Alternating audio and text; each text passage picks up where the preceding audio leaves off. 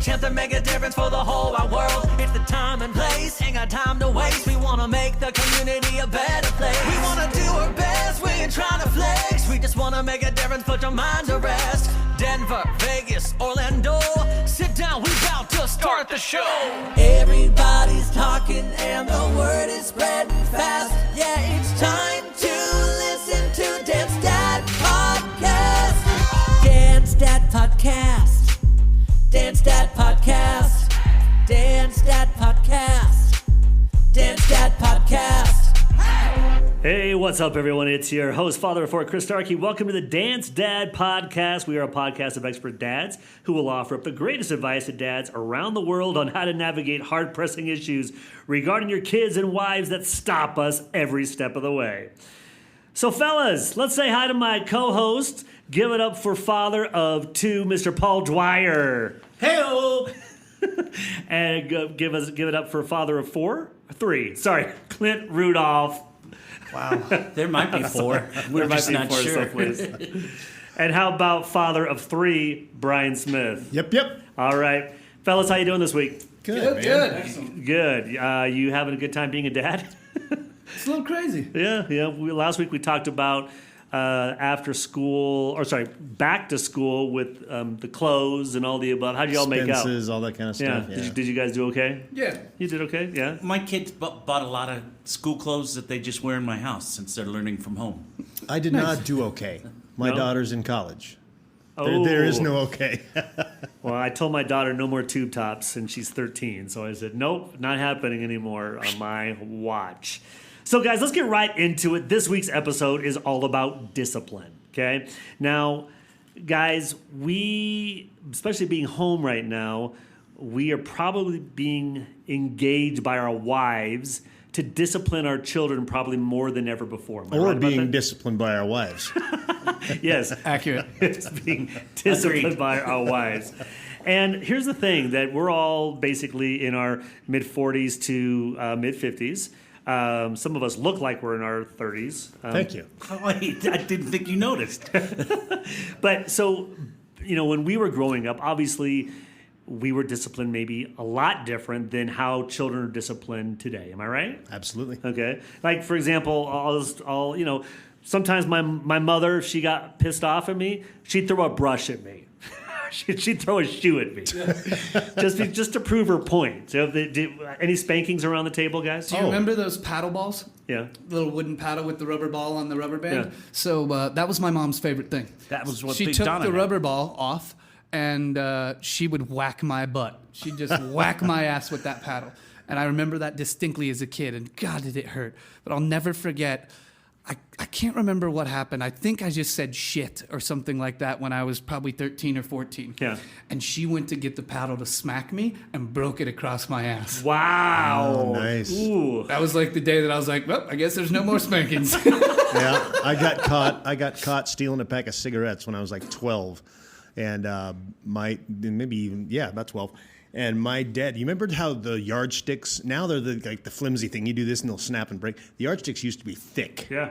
And he smacked, that was not good. That busted right across it didn't bust. My ass felt like it was busted right across my ass. It hurt. Yeah. It hurt. And then I got a paddle from a principal at a school once. Ooh, the school reprimands. Yeah, they had to call my dad to get permission. I got in a fight in the classroom, and they bent me over and smacked my ass with a great big old wooden paddle. Oh man! Who did that? Was it a priest? The principal did it. Public school. It was a public. Wow! In public school they did that. Yes, that was in 5th grade. They called my dad and explained the situation, the fight that I'd been in, and why I was kind of to blame for it.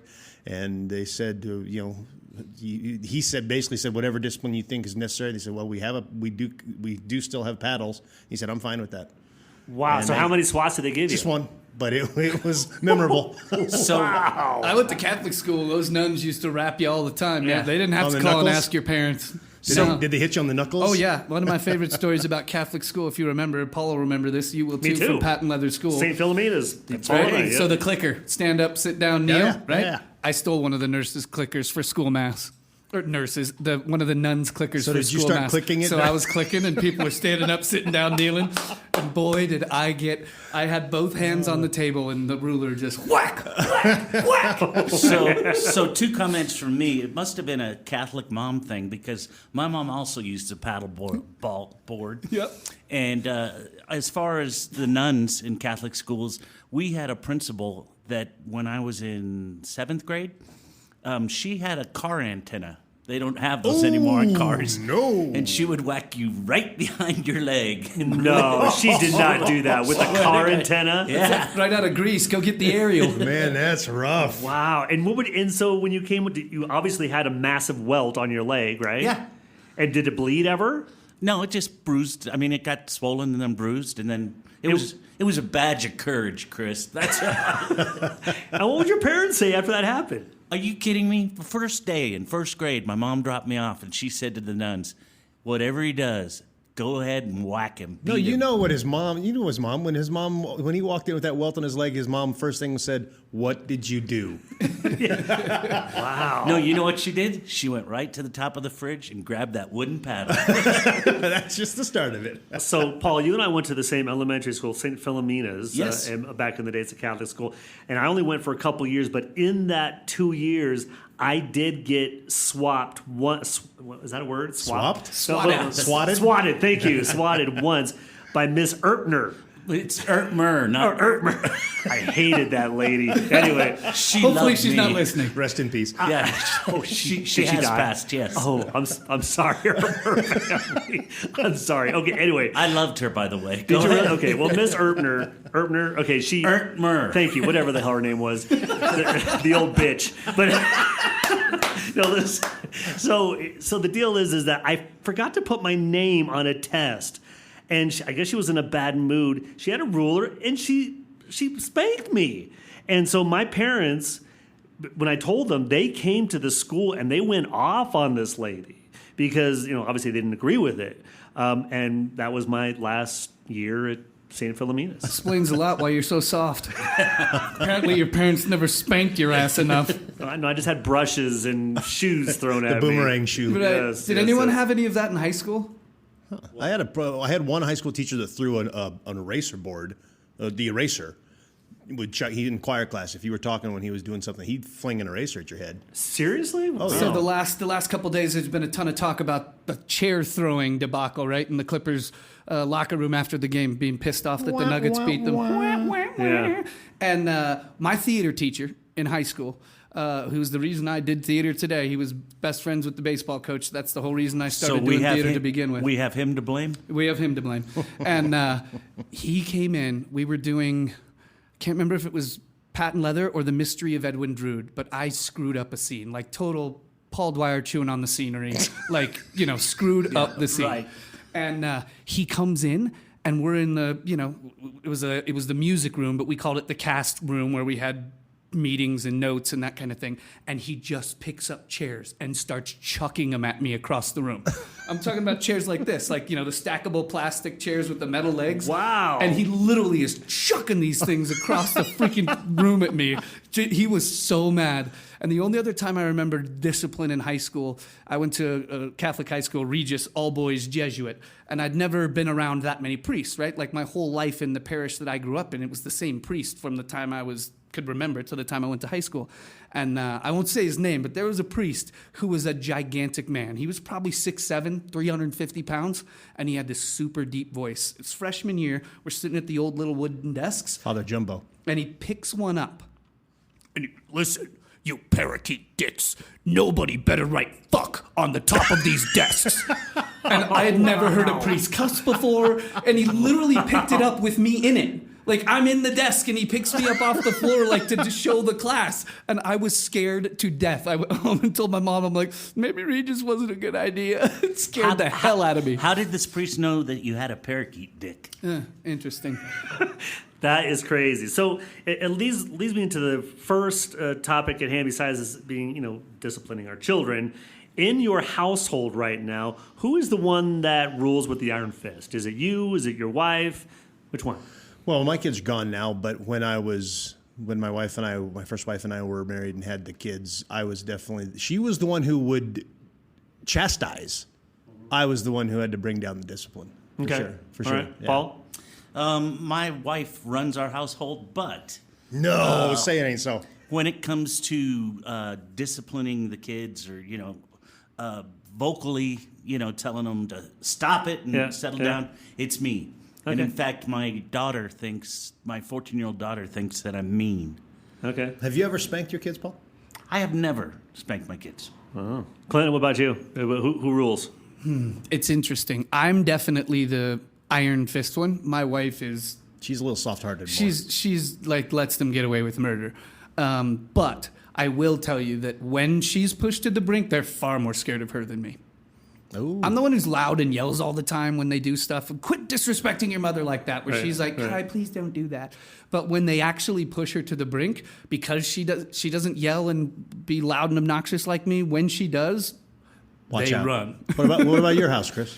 My wife is the person that just gets annoyed about everything, and I kind of pick my battles and come down on my kids when need be. Let's go back to that. Your wife gets annoyed at everything? She really does. She's married to you. Yeah, she is married to me. She does get annoyed a lot. But going back to your question, Brian, about the spanking, and also our listeners, we want you to weigh in. Please email us and let us know, how were you disciplined back in the day? If you were our age or 30s or whatever, or even how do you discipline your children now? And speaking of disciplining, spanking. I definitely was spanked when I was a kid. Absolutely. Were you guys spanked? Absolutely. Yes, I was spanked, and it's crazy because now if you hear of a parent spanking a child, you're going to have social services on your doorstep. It's amazing to me. Somebody posted on Facebook a few weeks ago about how they talked about how when they were growing up and they got spanked, and the comments that came back to them were like, "I've never felt it necessary to strike a child because..." I was like, are you kidding me? It's not child abuse to spank them on their butt. You're not whooping them. It's a little bit of pain to enforce. I have zero problem with spanking. Zero problem. My wife hates that so I haven't spanked my kids as in on the butt since they were probably 1 or 2, right? It's like the psh kind of thing. The swat on the butt. Swat on the butt, through the diaper kind of stuff. But my wife gets super annoyed. Like, Kyle talk crap to his mom, and he'll be sitting at the table, and I learned this from my grandfather and my dad. I'll just cuff him across the back of the head. Oh, yeah. And my wife loses it. Why are you hitting him? And now my son's like, it's child abuse. I'm going to call the police. I'm like, do it. The other thing we do is we put a side of the foot in the butt. Okay, so there's a line, guys. There's a line that we need to talk about because, Absolutely. Right now, and I'm not sure if this is because there's a lot more access to, everybody's stuck at people home, man. and the internet and social media, but. What is the line? And let's create a couple different scenarios. Let's say that your child, 13 years old, decided to skip out of the house, and they come back at 1 a.m. Is that a spanking situation for a 13-year-old? 13 is a little old for me. Okay, what's the line? What's the age line? Yeah, I was going to say, I think the line is drawn by the age. Yeah, I think Okay. 6, 7, 8 year old is about where I would stop with a swat or even like I said, side of the foot. Okay, I think 6 or 8-year-old. It's interesting as far as disciplining. Last year, I taught in the Cherry Creek school systems, and I had to get trained. And I spent a day learning this, but in a nutshell, if a student is running down the hallway acting inappropriately, or if he's hitting somebody, you can't physically touch them. You have to say, "Please settle down. Please settle down." You can't wrap, if there's a fight, you can't wrap your arms around and hold a kid? There's a gray area there, but as far as, you'd think you could grab somebody, on the shoulders or so. Even in schools now, we're joking about how the teachers were rapping us. In schools now, they can't even get close to your kids. No, my dad was a high school teacher, and that's part of the reason he quit. Way back in the 70s, or early 70s, was he had kids that were wanting to fight him, and he said he was so close to knocking a kid out that he finally said, "I got to get out of this business." Wow. That's crazy. Okay, so he watched other teachers get in trouble. So 13 and 14. Okay, so I guess traditional discipline would be grounding. Right? Is it okay? So let's ask this question right now because when I was a kid, when I got grounded, I couldn't watch TV. I couldn't, obviously I didn't have access to a phone. So I just had to sit there and read. Or I had to, do the dishes or do chores. So now if you ground a kid, it doesn't necessarily mean the same thing unless, of course, you take all the devices and all the above. And even then, there's so many ways to access information. So do you fellas think, and those listeners out there at dancedad@gmail.com, please weigh in, do you feel grounding works right now? For me, I think it does. The weird part is that, like you said, grounding for us was way different, right? When I grew up, we didn't have TVs in our own rooms. We didn't have our own phones. We didn't have these devices. Grounding for me meant I couldn't go out and play ball with my friends. It was boring. Grounding for me meant you're not going to basketball practice. Right. You're not allowed. You screwed up, bad grades, or you got in trouble at school, or you smacked your sister or whatever. I wasn't going to play basketball. I wasn't getting to do extracurricular things, no play dates, no sleepovers. Like, that was grounding, and that was atrocious, right? But especially in these times now with COVID, that doesn't work. They're not hanging out with their friends anyway. Right. And so the hard part about this is, in normal times, I would say for me, what works best with my kids, 11 and 13, is taking away devices. Right. What I quickly learned, though, is that it can't be one, right? Like, we were like, okay, is there a severity here to the grounding? So we'd be like, no more video game. You can't play Xbox. So he'd go to his room and he's got a freaking phone and an iPad and a computer that he's playing games on. So for us, it was like, all devices are gone. That's what it is. That's why that CenturyLink feature now, where you can just turn off your internet, is a great thing. I absolutely love it. But here's the hard part during COVID. That's also their only access to the outside world, right? So, like, Leslie and I were talking about it. We're like, okay, so if we ground them and take stuff away, they can't even get, like, FaceTime calls, Zoom calls with their friends. Like, Isn't that part of grounding?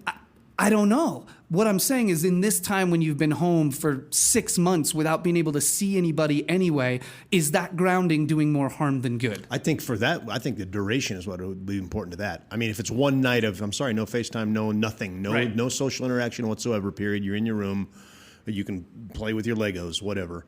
But yeah. Totally agree. My default is always a week. Different. So that's why we were like, yeah, maybe a week's a little hard. Yeah, that's right. Well, one of my issues is that my kids are unfortunately having to stay at home and study. They can't get into school right now. And so if we turn off the internet, they can't do their homework. Well, you can turn it off after they're done with their schoolwork. Yeah. Yeah, but just have to monitor that requires work for you as a parent, right? Well, exactly, because once it's on, they're gonna maybe be. We set timers at our house, so the internet is on for them for school between 7:30 and 3:30, and then it's done. Wow. And then they can get back on at 7:30 at night until 8:30 at bed, and then it's done. Every night, whether it's punishment or not. Right, that's just the rule of the house for internet. Period. God, I wouldn't want to be at your house. Guess we know who rules with iron fists at your house. All right. No wonder you don't answer my emails. So we're going to take a quick break on the Dance Dad podcast. When we come back, we're going to find out from the fellas what's the worst thing that your children have done that deserve absolute discipline. Right after this break. And now back to Dance Dad podcast. Let's hear from this week's wife voice of reason. And welcome back to the Dance Dad podcast. We have myself, Clint, Paul, Brian, discussing today disciplining our kids. And so right before the break, I asked the fellas, what is the worst thing that your children have ever done that absolutely deserve the ultimate punishment? Oh. Okay, we'll start with you, Clint. My little ones are too young, I think, to have ever gotten there yet, but my oldest, who's 23 now, went to a Catholic high school. Mm-hmm. And 3 weeks before graduation, she got a bunch of money for a birthday or something like that, and had been saving it up. And 3 weeks before graduation, she goes and gets a sleeve tattoo. Ooh. Not allowed in the Catholic school. You cannot have visible tattoos. Wow. And she got a shoulder to wrist sleeve. Wow. I lost my and what was there verbiage on it? Content? What was on it? She's an artist, so she had designed it, proud of it, whatever. Like, it was ridiculously intense. It was an anchor. Right? And so when you look at it, like, especially, she was 17 at the time, and I'm like, what in the actual did you just do? It's an anchor that said mom. If you get kicked out of school 3 weeks before graduation, and I've wasted $1,200 a month for 4 years and you're not going to get a degree, I will foot in your ass. Yeah. Is about how that's going to Wow. end. I was beyond livid. Okay, and what was the punishment? I don't think she left the house for probably 6 months. Seriously? So she was grounded for 6 months. Maybe it wasn't 6 months. It was Felt 15 like it. years ago, but it was a while. Like Was it? I told Okay. you, my go-to's a week. That Yeah. wasn't a week. Okay. All right. Well, Paul, what about you? I'm not going to say which kid did this, Oh, come on, out him. but one time my wife dropped off she who shall not be named, and it was in the morning because she was taking choir or something before school starts. Could it rhyme with Maleka? And so Penny watched this person that shall not be named. Yeah. She watched this person walk through the door of the school, and Penny drove away. And as soon as Penny drove away, this woman, this young girl, walked out the door and met her friends outside on the grassy knoll and just hung out. And later, when Penny was volunteering at the school, the music teacher said, "Is Becca feeling okay?" And she said, "Yes." And she said, "Why?" She said, "Well, she didn't come to choir this morning." So yes, that Your was. kids have really been rebels. Yeah, that's I'm just crazy, telling you. Paul. Wow. Okay, so that for that unbelievable moment, sin in their life, what was their punishment? This person that shall not be named, she was not able to see her friends for a week. I thought you were going to Strict say house. something like that they couldn't have French fries with their McDonald's burgers. Iron fist. Yes, you're rough. Okay, Seleka, don't ever do that again. Brian, to you. Yeah, this one's an easy one. My oldest, Mason, God bless him, he's a great kid, but his senior year of high school went to a Halloween party at a friend of my wife and I's house.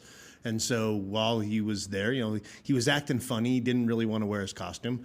And she was sending us pictures of all the kids in the costumes that never saw Mason. I called her and said, "Hey, I need to talk to Mason real quick." And she goes, "Okay, hang on a second." And she wandered and got back on the phone about 5 minutes later and said, "Mason's not here. He was here. He's not here." And so I called Mason, and he answered the phone. I said, "Hey, how are you?" And he said, "Good." I said, "You having fun?" He said, "Yeah." I said, "Hey, would you do me a favor? Go grab Connie. I need to talk to her." And he goes, "Hang on a second." And then I heard scuffling, and then he got back on the phone about 15 seconds later, and he had obviously gone outside because he knew he was going to get busted. He said, "Dad, I'm not at the Crane's house." And I said, "Yeah, I know. Get your butt home." And he said, "I can't." And he said, "Why is that?" He said, "I've had way too much to drink." So he was smart in saying that. He was honest, at least. He was honest. So I drove to the party and got him. He was waiting for me outside. We got in the car, did not speak on the way home. On the way home, we had to pull over so that he could throw up. Yeah. And so by the time we got home, my temper's here, and I just told him to go to bed. We'll talk in the morning because I knew that I would say awful things. Of course. And Yep. so it was the same thing. I mean, it was a senior year of high school. I'm not spanking the kid. Right. But took the phone away, took car privileges away. The only thing he could do was I didn't want to punish his team because he was a sports player. So I told him, you go to sports, you go to school, you go to work, you come home. The phone stays with me. Right. And how long that last for? Oh, he was genuinely sorry, but it probably lasted a week. Okay, so if this will make my story better, my child who was in third grade that walked outside and sat on the grass, they might have been drinking too, all right? I'm just going Oh, to say sure that. they were. In third grade. Wow. Well, okay. Mine is with my oldest, Sage. He, calls himself the ladies' man, so I caught him downstairs hooking up with a girl. Like kissing or I'm not going to out him. He was getting the juicy details. Doing the wild it wasn't thing. pretty. It wasn't pretty. So basically, I asked the young lady to leave. Put your clothes on, then leave. Yes, and he did. he basically did a whole bunch of outside outdoor. Like, how do you? It's hard. Something like this is hard for a dad. It's not hard if this would have been a girl, but a dad's son. What? I know, of course, I know that's what I'm saying. But like for a son, okay, it's cool, yeah. But you don't want to be that guy, right? Okay, and let's talk about it. So, like, if it was a girl, do we treat our girls when we discipline them differently than we treat our sons? Yes. 100%. Okay. All of us are hands up. I think everyone does to a certain extent, right? Right. Yeah, I think you're right. So, speaking of the of females, we have the beautiful, the wonderful Brian Smith's wife, Angie, on the phone with us right now. Hi, Angie. How are you? Thanks. I'm good. How are you guys? We're good. So, Angie, we're talking about disciplining our kids. Now, throughout the podcast, we've heard the dad's perspective of how we've gone about doing this, and lots of great insight. But, of course, we always want to hear from the ladies and, of course, our wives on how they would have, created a disciplinary situation. So let's first talk about. Well, let me ask her because Angie and I are from separate families at that point in time. Angie was in your household with you and Russ and the kids. Who was the major disciplinarian between the two of you? Well, I would say I was, because I was with the kids more. But, when there was definitely, when the hammer had to come down, Russ was like, hey, this is what's going to happen. And, they were much more likely to not try to get away with things with him because, he made sure that that he implemented what he said he was going to do. So, but the day to day, I was there more just kind of, running the circus. Sure. All right. So, Angie, knowing that you just heard the question, the boys versus the girls in terms of disciplining, you have boys and girls. Do you find it different to discipline a boy versus a girl? Well, yeah. I mean, every kid is different. So it was honestly harder to discipline my girl because she was more sly and tended to not tell me the truth all the time. Evan couldn't lie to save his life, so I always knew he was lying. So he was just pretty much up front, and it was pretty quick and easy. And, for him it was take away the things that he liked to do. And that annoyed him. And, but then he got back on track because he's like, yeah, I want to play my video games. I want to ride my motorbike. With Ellie, it was more just trying to get the truth out of her and, get the facts so we knew how to proceed. Wow. It seems like you spent a lot of time just being a good parent and taking the time to listen, I guess, as opposed to maybe the dad approach. Am I right? Well, I read all the books. Like back when I was raising my kids, it was called Love and Logic by Foster Cline and Jim Fay, and it was talking more about. Hey, Angie, Angie, is this gonna be a long story? Because I'm already getting bored. No, it really was just about grow from your mistakes, make your kids responsible. Let them learn from their consequences and choices of the choices that they're making. Sometimes I would just say, hey, what do you think your punishment should be? And ooh, I like that idea. They would give me a punishment, much greater than what I would have thought up. Yeah. I'm like, hey, yeah, let's go with that. And then they're like, dang, I wish I wouldn't have spoke up, Stop. Okay, so Angie, you obviously were an amazing mother. You still are an amazing mother, an amazing individual, a beautiful woman, might I add. Brian did very well for himself. So one of the things we talked about was spanking and physical punishment. What's your take? Well, my kids, when they were young, we were in Boulder County, so that was not a cool thing. I had friends who spanked their kids in Walmart, and they got followed to the bathroom because people did not think that was cool. Unbelievable. So I never spanked my kids in public. Were there a couple times I spanked my kids as youngsters? Yes, and it was usually when they were in a dangerous situation. For instance, maybe a 2-year-old getting ready to walk out to the street or run out to the street, and they just needed to know, that is not a no-go. Like, you can't do that.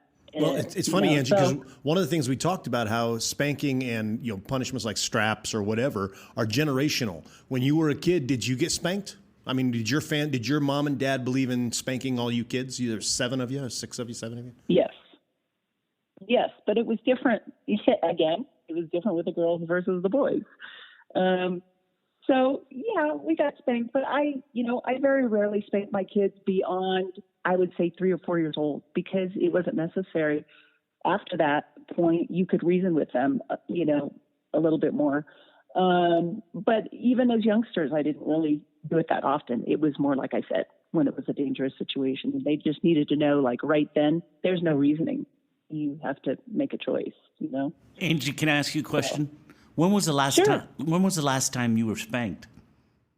I'm not going to answer that question. Good answer.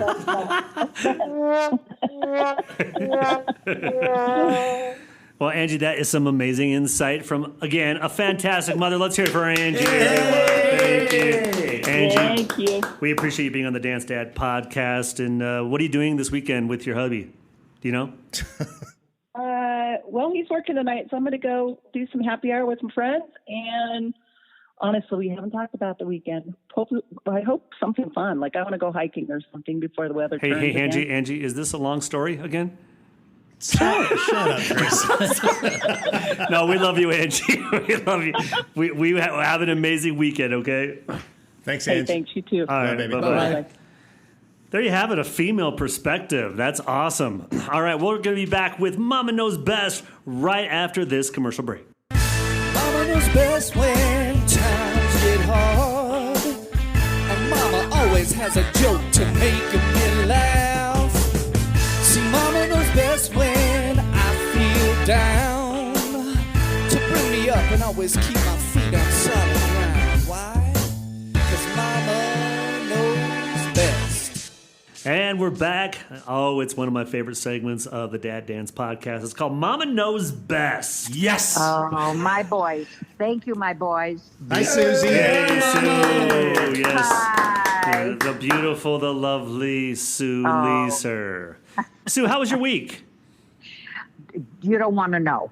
Okay, then great. I won't ask. One of those. I say, don't ask, don't tell you. It's one of Okay. those. Well, you sound good, so that's all that matters to us. Thank you. So, Sue, this Yeah. week we have been talking about disciplining our Okay. kids, the struggles that potentially as dads that we have. We had Brian's wife on, Angie, talking about a female perspective, but now we want to hear it from our wonderful Mama Knows Best segment, Sue Leiser, telling us back in the day.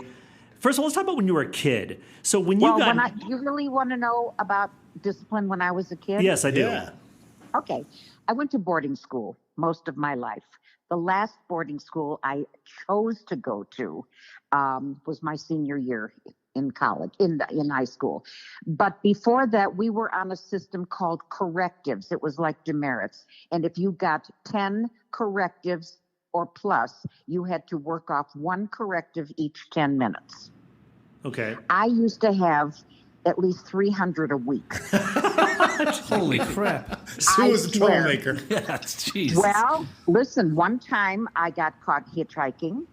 No. One time I hitchhiked from Elgin, Illinois to Chicago, Illinois. Wow. In the back of a truck. You think I was, some nice little kid? I wasn't. Were you showing some leg to get that ride? No. Some gams. Not in those days. Not in those days. Okay. I got caught with my lights. No matter what you did at that school, it was corrective time. And so we did things like washing the floors, picking dandelions, washing Venetian blinds. I never washed so many Venetian blinds in my whole life. I love this. And Yes. floors- This sounds like Clint's house. Was there any kind of carnal punishment, though? I mean, was there any kind of like spanking or belts? No, absolutely not. However, when I got married and had children, I think I was pretty hard on my kids. And one time, my oldest daughter, Taryn, did something. We were still living in Chicago. She did something that really just got to me. And I looked for something to pick up. So I picked up a box of tinfoil. and I went chasing after her, and I wound up what we called a patch in the tuchus. That's a hit on the tush. And I hit her with the box of tinfoil. Wait a minute. The cutting edge went through my thumb, and I wound up in the hospital. Oh, karma. So do you think I learned a lesson? We hope so, you terrible mother. Hey, I want to ask you, when you were in school, Susie, would you ever be disciplined psychologically? Like if you got in trouble, would they say you have to write a letter to President Lincoln? Hey, Jeez. you want to know? You want to hear that story too, Paul? Because it involves you. Okay, so Sue, we know you were, a tough mother, but I think it's good to be tough. I think we could use some toughness with some of our kids today. So we want to know your opinion. Our entitled little shits. Yeah, we want to know, how do you feel the parents of today? What's your opinion about the parents of today and how they're raising their kids? Well, I have grandchildren, and I see how my kids discipline their children. What do? They take away the computer. They take away their iPhone. Give them a timeout. That's when they were little. Timeout doesn't do crap. Absolutely is worthless. I would say the worst thing is taking away the computer, taking away television, taking away their telephone. Right. And what do you think of that? Do you think it works? Quite honestly, Yeah. no. Okay, so if you were a parent today, what would you do? Boy, that's a good question. I think maybe physical work. And Chores. Yeah. Today Shoveling, you mow the moving a lawn. pile of dirt from here to there, anything like that. That's great. Well, they Well- still make tinfoil, though. Oh yeah, they sure do in those containers. Oh my God, I'll never forget that. I have the scar to prove it. Okay, so you'd create some hard labor for the kids of today to shape and I'm shape saying them, right? that, and I'm thinking, is this viable? You know what? Quite honestly, I am not sure. I think if a kid drives, you take away the car. That's a terrible punishment for a 16-year-old kid. It is, yeah.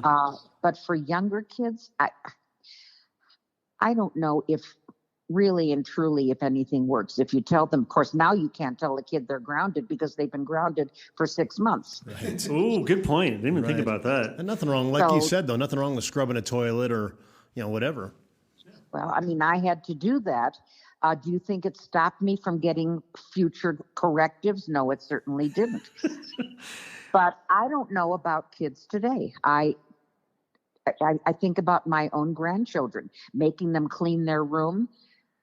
I made my oldest grandson clean his room once. He didn't forget it for his whole life. Wow, okay.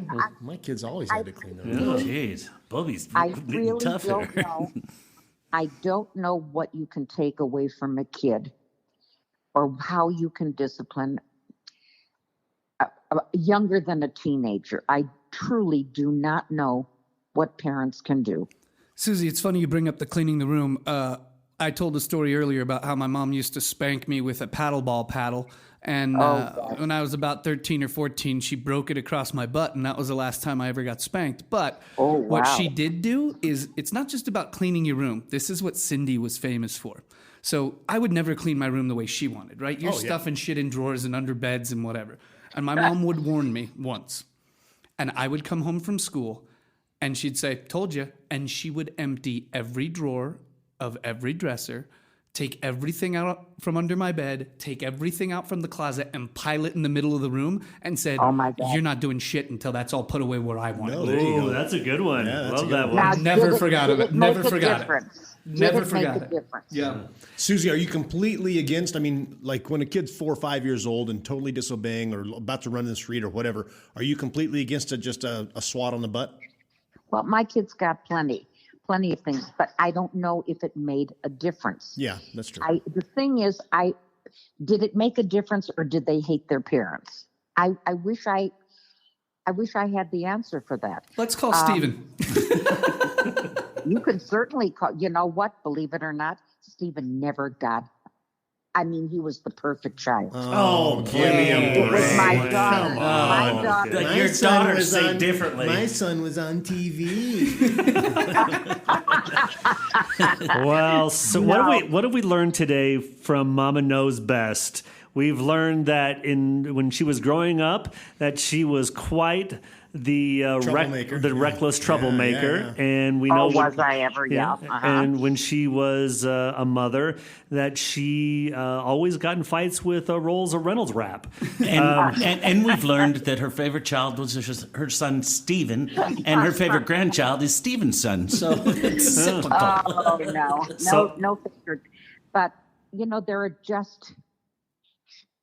I don't know whether shaming a kid. I truly don't know. You don't want your kid to hate you, but I'm Too not. late. I'm not positive if you can sit down with a kid and say, "Look, this is what it's all about. I This hear is you. what's going to happen." Yeah. Maybe if I had done a little bit more of something like that. Well, and you I should don't have know been a what better kind of mother, does. Sue. Shame on you for being Well, so terrible back in the day. And I think you're on with the shaming thing because we shame Paul and he hates us. So And I'll tell you, if you do the hokey pokey with your kids, eventually they'll learn that's what it's all about. That's what it's all about. Absolutely. Yeah. I love that. Well, we When you love want- you, Sue. We hope you have a wonderful weekend, and keep us abreast of how your week is going, because I know it was a bad week for you. So hopefully you come back and you're just a light of bright energy for us all. Well, it's the new year starting at sundown, and so hopefully this is going to be a very wonderful new year. love you, Shana Mama. Tola, Happy New Shana- Year. Shana Tola. Yeah. I got my shofar.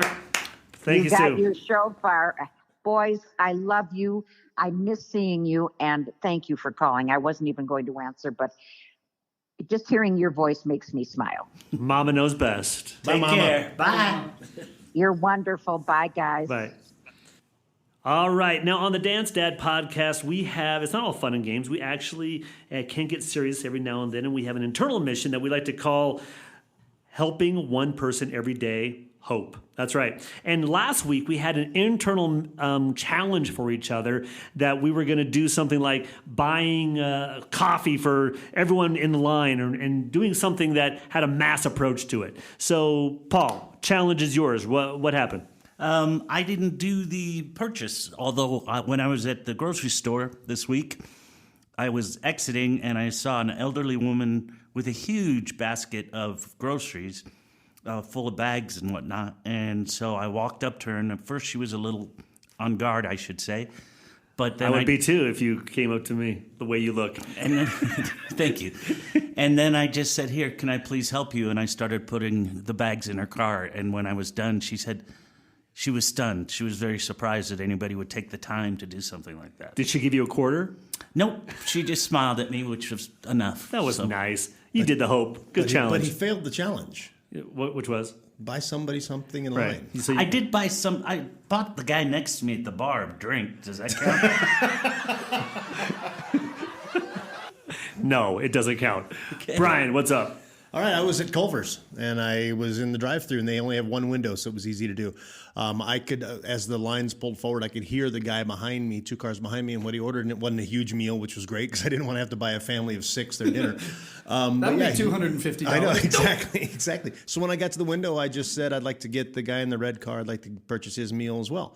And it was really fun, because I pulled forward, I pulled around the building, and I parked in a parking lot across, just to kind of see what he would do when he drove around. And he, you're not paying attention to 2 cars in front of you. You don't know what kind of car it is.